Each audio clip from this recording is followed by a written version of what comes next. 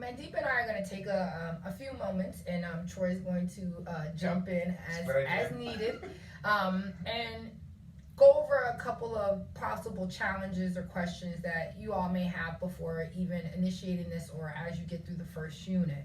So Mandeep, do you want to start? I know you have some questions. Right? Yeah. During that time, Troy and I will be checking in. We're looking to make sure that we can actually visit each of your locations and do a face-to-face visit and see how your circle meetings With are the going. exception of India. I mean, unless you know. Yeah, we're working on that. Yeah. We're coming to you, India. But for the most part, the others participating schools and institutions will be able to at least 2 to maybe 3 times out of. Are we looking at this in a small group advisory, so maybe 15 to 20 kids, or are we looking to roll this out in like an elective class that's filled with, we're talking about 30 students? It actually can be turnkeyed into pretty much any setting. It's more in how you want to adapt the actual materials that are attached to your particular content. Generally speaking, it's for a mixed age group. So if you're in an elective class with a mixed age group of students, it can work. An advisory class, an after school program. It fits into pretty much any of the academic disciplines because it does have writing component. It is aligned to some of the Common Core standards. I didn't want it to be too heavily traditionally academic based. However, there are things that we are trying to move these students into meeting as a part of an overall educational goal. And so it does align to some of the standards in terms of making real work connections with the material or the content to the actual community and environment around them. It is layered into a lot of civics and science oriented topics. There's writing pieces, so there is a language art or an English element to it.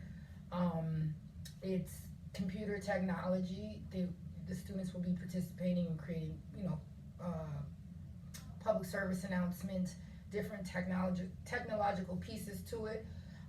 So you can kind of frame it out into however you want to adapt it to the needs of the students. Okay.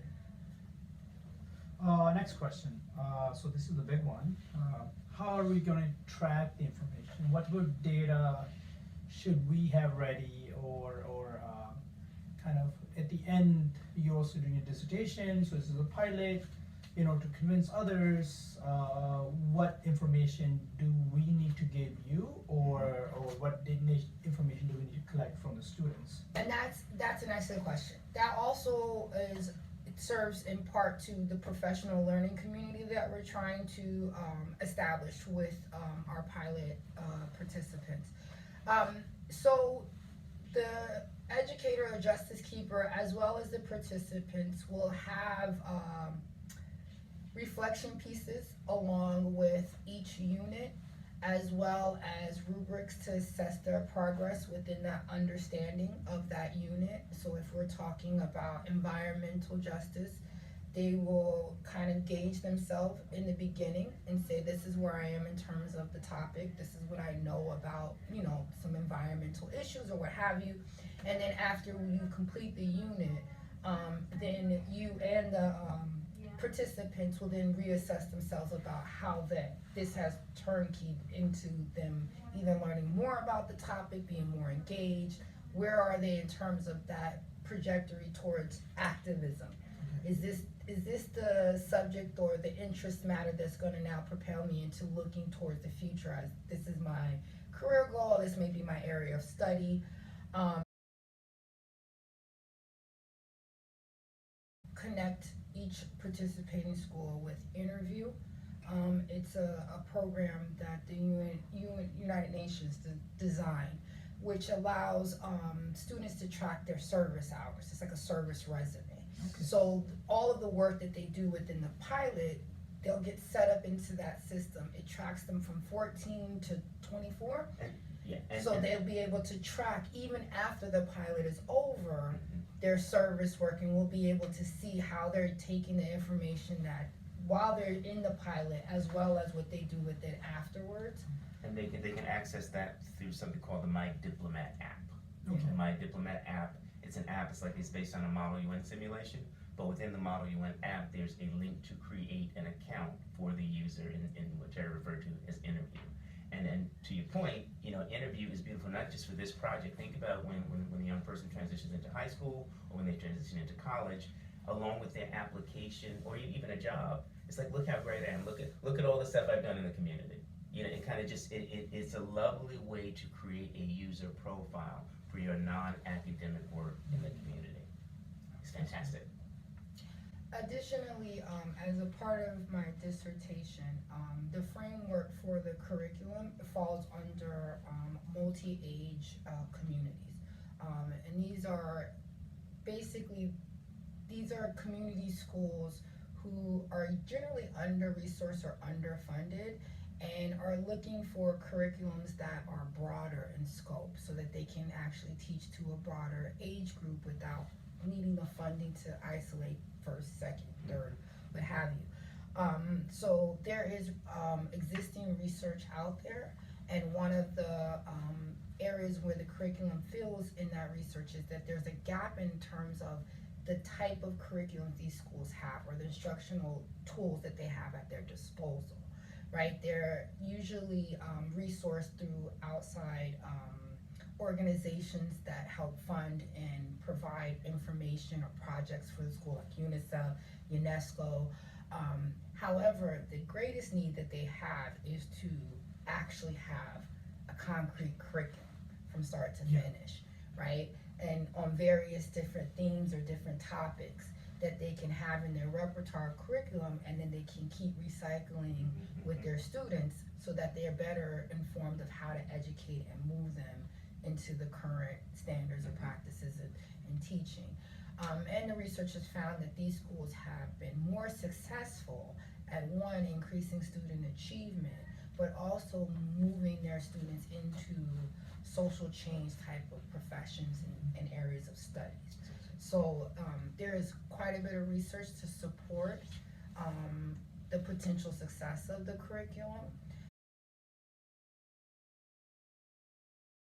Well, we're encouraging all of the schools to reach out to their local UNA USA chapter. If a chapter does not exist, we can still have a conversation with the national office and figure out how to create some opportunities and linkages to engage the community, because this is certainly a community endeavor.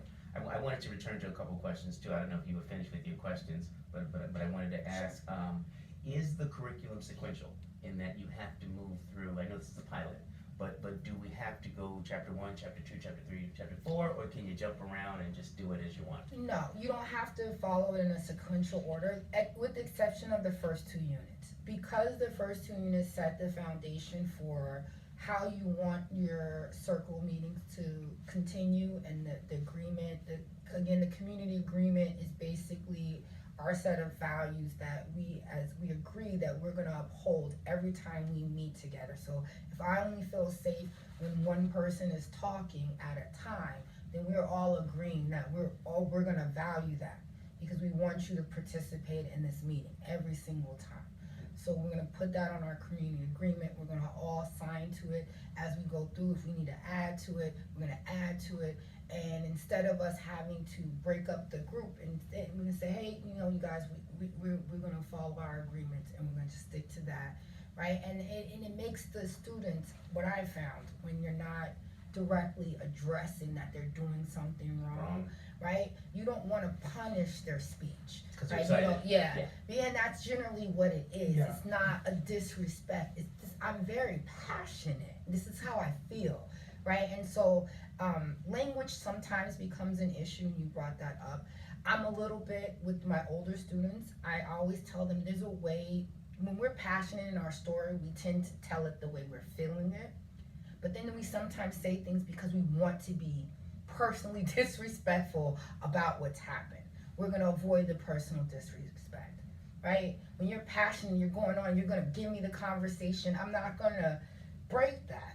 But there are terms that we are all sensitive to, right? And if you're doing it just to use the term and you're not respecting the fact that we've agreed that just makes me very uncomfortable, then the apology, oh, I'm so sorry, it doesn't really work at that point, right? Because it's not really a genuine apology because you did it with the intention. You're taking us down to a justice circle. So Yeah. This So is that's core. This is core to a justice this circle. is core, Yeah, right? yeah. And then that's something that they need to understand, and they value that, right? They value the idea that you're gonna let me express myself the way but you don't want me to be disrespectful, just like I don't want to be disrespected. So I can live with that kind of an agreement, right? And again, it has to be something that you guys are comfortable with. Even the justice keeper, right? We don't remove ourselves from the circle, although we do want them to have more of the thing, but we do guide it, right? Like they are here because we felt there's a need for them to be here together, right? And so they're not going to come to the table knowing that this is why I need to do this. It's going to take a little bit of us saying that this is going to be different than how you've seen me before as your teacher, right? I'm not here to sit there and penalize you for having an opinion. It's like adult and adult. Yeah, right? Yeah. But I'm also want us to understand that we're in a respected environment, right? It still makes me uncomfortable to hear young kids curse and say these things, and that's not going to change just because we're in a circle sharing, right? And those things are just things we have to be open and honest about. We can't always be willing to kind of suppress our feelings and values too, to give, because then we're not allowing for that understanding of how speech is shared, right, and respected. End of year event. So that was the end of the year event. I kind of I guided you guys into it. So there's Troy and I are looking to create a summit that we kind of hold annually, right? Where we get our council justice participants, other youth activists, either through like some type of digital platform, or maybe take 50 of them and house them at the UN for a day, and we do basically a consultation for justice, but with a larger group. So that's something we're looking to kind of start us off. My idea is that if you get to the end of your last unit, you and your participants are going to create your own circles. And those are things that you can showcase with your local chapter and create a local civic minds youth summit. Invite the other participants in the school. At QC, I already spoke to your AP at QC with regards to doing this. Yes, an assistant principal at Queens Collegiate with regards to hosting this towards the end of the year in the auditorium. And also I'm speaking with your chapter president, Margaret Shannon, with regards to also bringing in some resources to help you plan that event, along with Hala. May I suggest too, so this is a learning community, and if you have ideas about what a culminating event can be for the pilot, not just you, because we're looking for things that everybody can do, we welcome those suggestions. And to Terry's point, when we initially designed this project, this was not a pilot, this was a full-on project, and we were engaged in thousands of people all over the country and all over the world. It was a big thing. And right, you start big and then you scale back, right? But the culminating activity was this forum online. It was going to be hosted by the UN. It was going to be a small selection of kids all over the world who actually stepped up and became advocates and champions for things that they cared about in their neighborhood. Not what you're gonna do, what you did do. And we were gonna feature them, this little soundbite and have some kind of reception, and everybody else could kind of tune in online. And we were gonna encourage them to do little celebrations within their schools. I still very much like that idea. Yeah. If that's something that as a community we decide is the best framework, be mindful that whatever we do this year, we're going to want to do in years to come. And so we want it to be something that's sustainable, something that is measurable, something that's impactful, something that has legs. So perhaps, in the next meeting, Mhm. or meetings in between, once the full community is established, we can kind of sit down and look at, okay, at the end, this is going to be the end project. What do you think? What do you think? What do you think? Kind of map it out, and we execute. So with that, I think we're on the hour. We've had a fantastic time speaking with you and learning about this project. Again, I'm Troy Wolf. It's Terry and Mandeep, and we are Signing out for now. signing out for now. Consultation for Justice. See you soon. See ya. Bye.